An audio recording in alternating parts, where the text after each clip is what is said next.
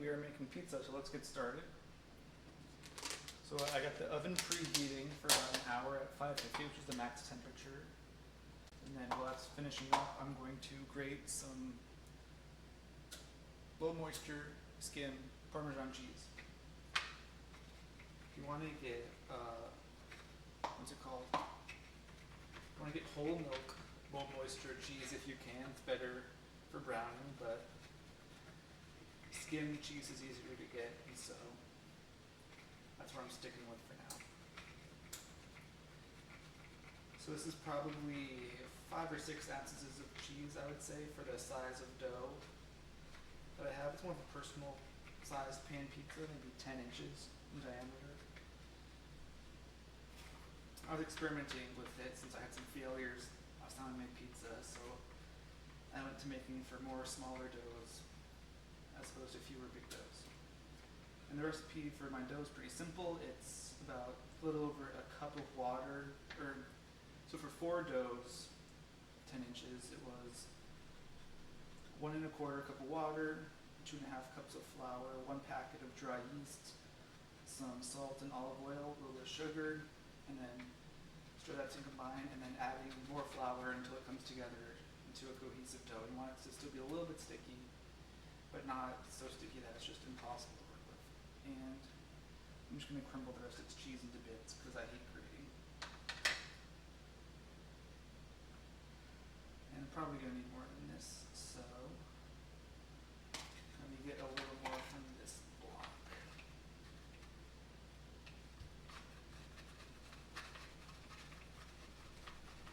I don't know how to fill dead time, so I'm just going to stay quiet.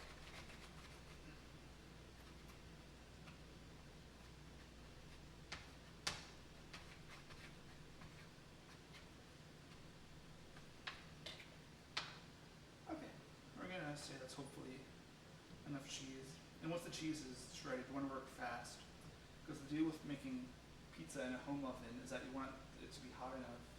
You want to get the crust to brown without having the cheese sort of squeeze out all the grease. So you want the cheese to stay cold, which means now we gotta work fast. So first thing I'm gonna do is get some bread flour. This is king right there, but all-purpose would work too if that's all you got. I'm gonna spread a little bit of it. Ooh, that's way too much, but that's fine. That's just to prevent the dough from sticking. I'm also gonna get some of this cornmeal I got from Food Lion. And that's going to go directly over here onto the pizza peel, also to prevent it from sticking. So this one we're going to spread into a thin layer. Hopefully, oh yeah, y'all can see that. Nice even layer of the cornmeal to prevent it from sticking. The last thing we're going to need a spoon for the sauce. So I just left the dough to rise in one of these deli containers, just because I had it was roughly the right volume. And so I'm going to pull it out and immediately add it to my flour just to get rid of some of the stickiness. And now I'm going to just slowly let gravity do the work. That's in the way. Let gravity do the work to stretch out the dough, keeping care to keep trying to keep the crust nice and thick for sort of a New York Neapolitan style pizza. Yeah, this dough is right out of the fridge, so it's not as pliable as fresh dough usually is, but it'll eventually keep stretching. So this was dough that I made Sunday, so it's been rising and fermenting in the fridge for about 2 days. So it should have a little bit of a funky sort of bready taste compared to a fresh dough that was risen the same day that it's baked. I've never had dough that's been risen this long, so we'll see how it tastes. Right now I'm just trying to stretch it out as thin as I can get without it breaking. And you can see that, the dough is nice and stretchy, it's supple, it's not breaking, like it would be if the gluten hadn't had time to develop when I initially made the dough, which is all good. And so this is roughly, I think, as big as it's gonna get. Like I said, it's a pan pizza size. So we're gonna spread it onto the peel and give it an initial shake to make sure it's not stuck. And I'm gonna get some of my sauce here, which is just, it's canned crushed tomatoes mixed with some olive oil and some seasonings like basil, oregano, olive oil, in case I didn't mention that the first time. And just spread it out with the back of a spoon.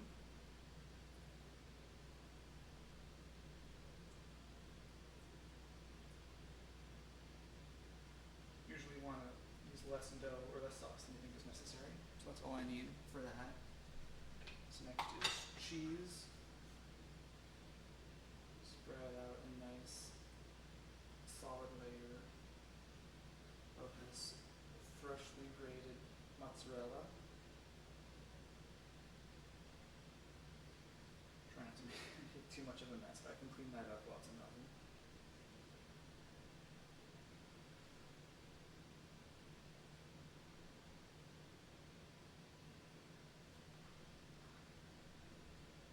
Alright, that looks good. Make sure pizza's not stuck. And lastly, toppings. I got some pepperoni. I like to apply pepperoni pretty liberally, but that's just who I am.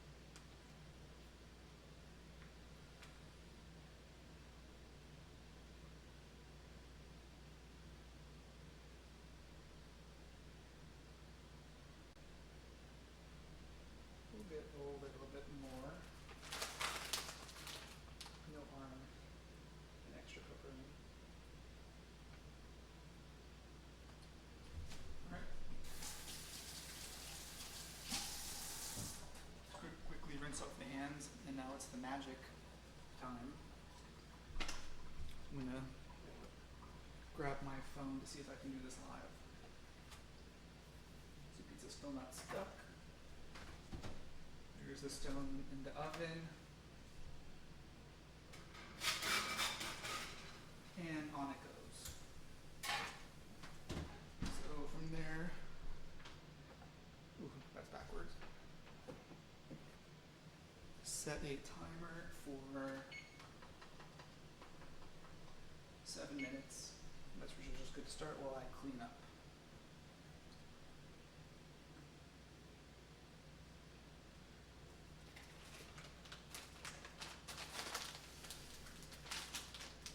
Probably just gonna fast forward through this, just because I don't know what else to do while it cooks.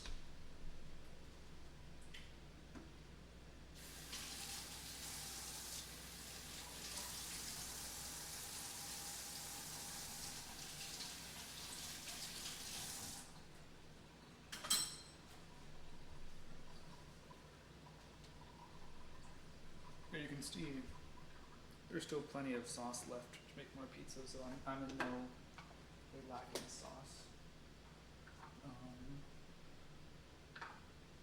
Cheese, we can still use that. This can go in the dishwasher.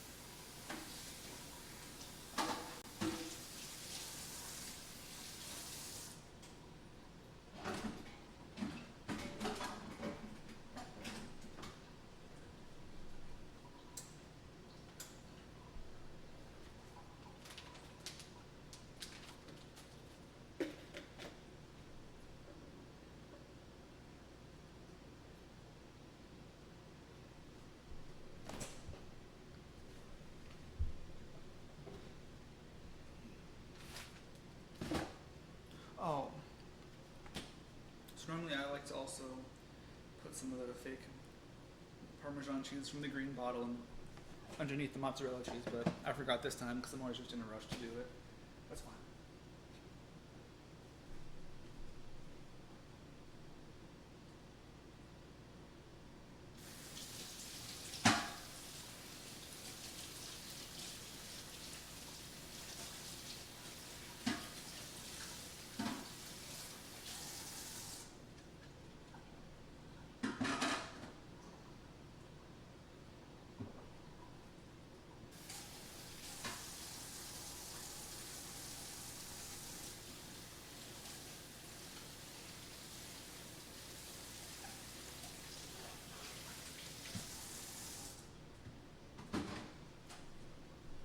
No, I'm probably going to be too lazy to speed up this footage, and it's all just going to be in real time. But in the description of the video, I'll probably put a timestamp on where I take the pizza out so you can skip ahead. I feel bad wasting all this flour, but it's not the end of the world.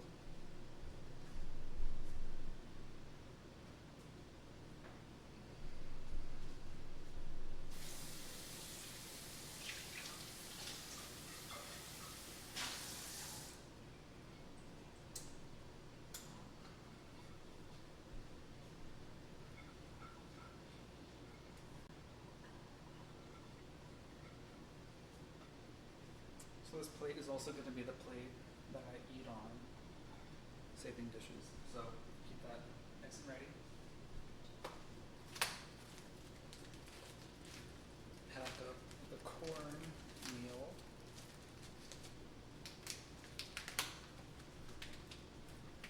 Pack up red flour. And all that's left is this cutting board.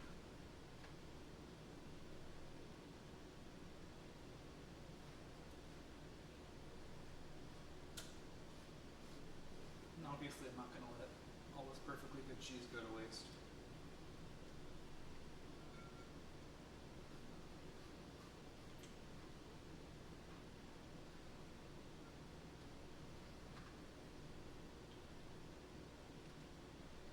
Oh, that's not cheese, that's crunchy. Probably fine.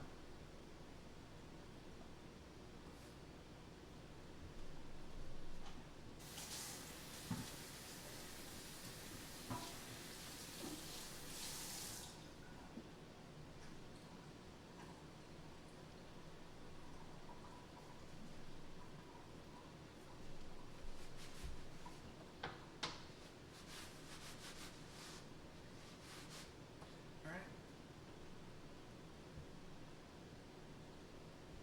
So we got 2 minutes left on the timer and basically all cleaned up, so I'm just kind of twiddling my thumbs. I guess I can clean this plate a little more. All those shreds of cheese.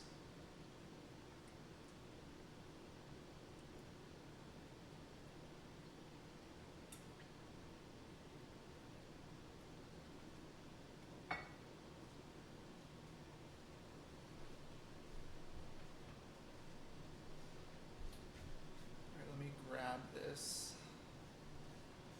Now that we're about to do our first test. First check of how done the pizza is. Yeah, so at this point, there's really no need for the timer anymore. Oh. Okay. Let's get a peek. It's hard to see, but it's getting there. And so the real secret is take the pizza out. You want to use some tongs and pull it directly onto a drying rack, which will allow the bottom of the pizza to get just good. Moisture can escape and it doesn't get all soggy. Now, I don't think I have enough hands to take it out and film at the same time, but country girls make do.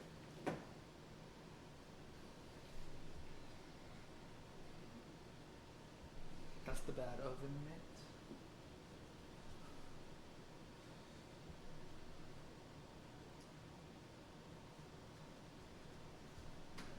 Let me pull out this.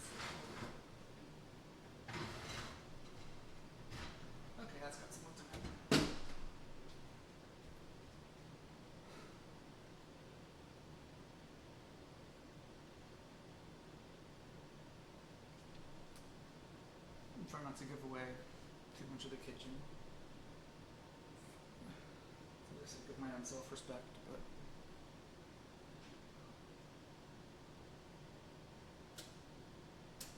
let's see, I got some paper plates, so I might just eat this on the way to rehearsal. So I have the side-by-side dress rehearsal that starts in 35 minutes. So I should be able to make it in time.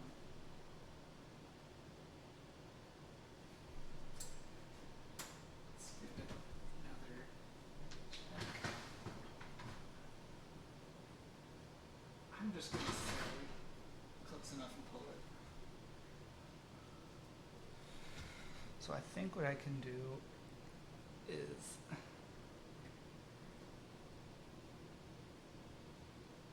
prop this up here. Did I lose it? Oh no. Okay, I lost the connection. That's fine. Tongs. Wire rack.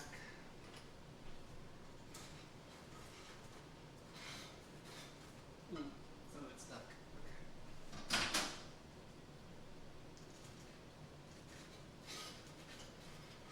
There we go.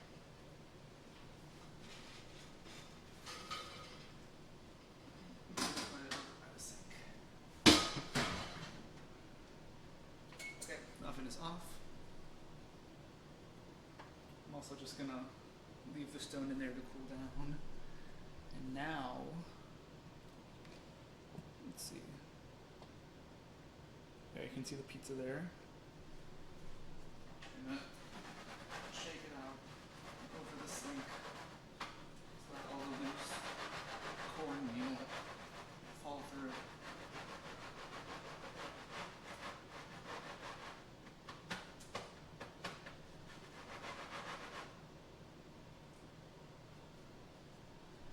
Here we go. I don't know how angles work at. That looks good. Underside has some nice browning.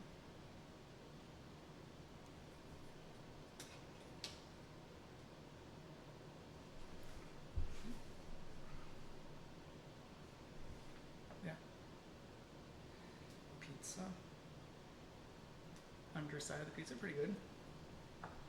And the last step, let me switch the camera back.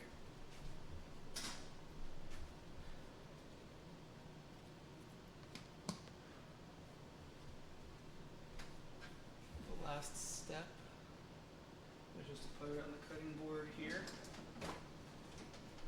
Cut it into some slices.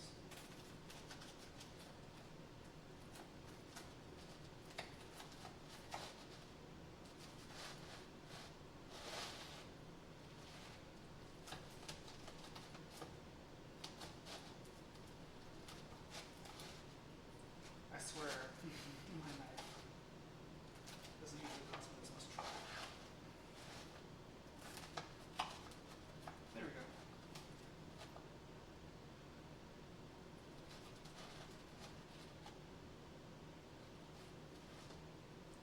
And 4 slices.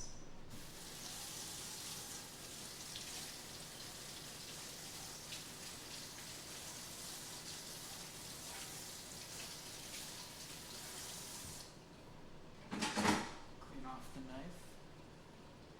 Now, because I really need to be out the door,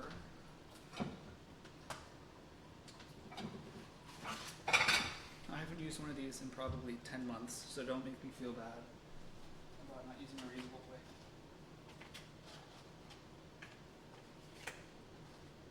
But there we go. Homemade New York style pizza. Cheers.